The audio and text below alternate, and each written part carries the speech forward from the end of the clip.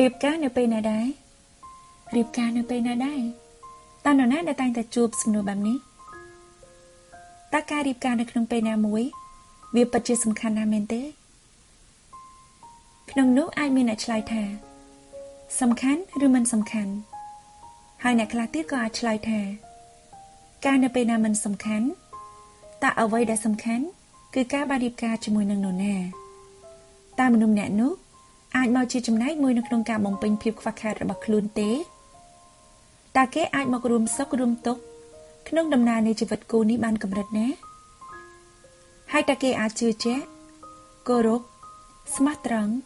ផ្ដល់តម្លៃនិងឲ្យអភ័យដល់ខ្លួនអស់មួយជីវិតឬយ៉ាងណាចម្លើយពីសំណួរទាំងនេះគឺមិនមានអ្វីជាក់លាក់នោះឡើយហើយតើអ្នកប្រកាសចិត្តបានកម្រិតណានៃចម្លើយរបស់អ្នកពីសំណួរទាំងនេះការវាស់វែងសេចក្តីសុខឬសុភមង្គលពិតប្រាកដ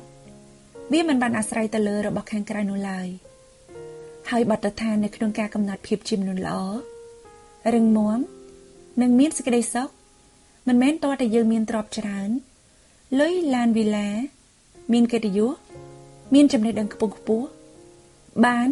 ឬមិនបានរៀបការនោះដែរតើអ្នកអាចនិយាយដោយប្រកាសចិត្តបែបណាថាអ្នកដែលបានរៀបការ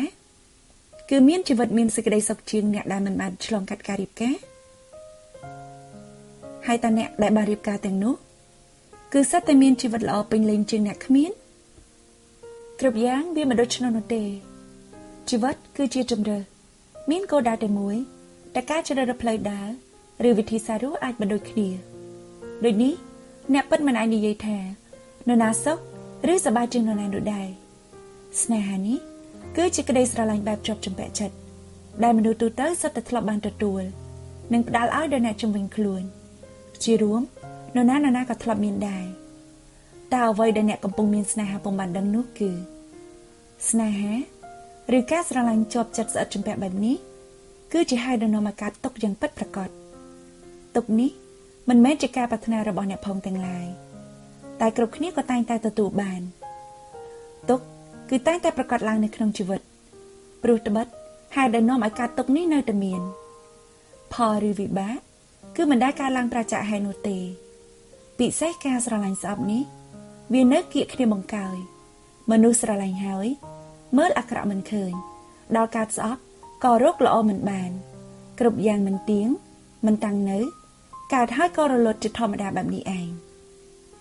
សារនេះដែរសូមផ្ញើជូនដល់អ្នកដែលមិនទាន់រៀបការទាំងអស់ហើយកំពុងតែមិនសុខព្រោះហេតុនេះថាសេចក្តីសុខពិតប្រាកដ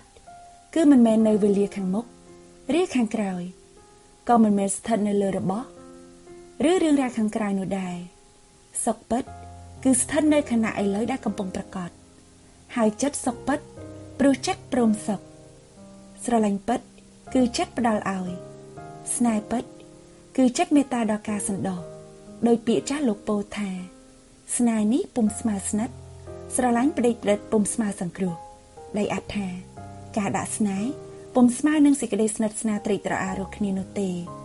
រីឯការស្រឡាញ់ប្តីប្រិតចិត្តក៏ពុំស្មើសង្គ្រោះឬការសន្តោសគ្នាឡើយជារួមបើអ្នកខ្លាចទុក្ខត្រូវរៀនពីទុក្ខចង់សុខត្រូវរៀនព្រមចង់ល្មមត្រូវរៀនសន្តោសគឺជាការពេញចិត្តនៅអ្វីដែលខ្លួនមានបទពិចារណាពីក្រុមប្រឹក្សាវិបត្តិស្ត្រីដោយធម៌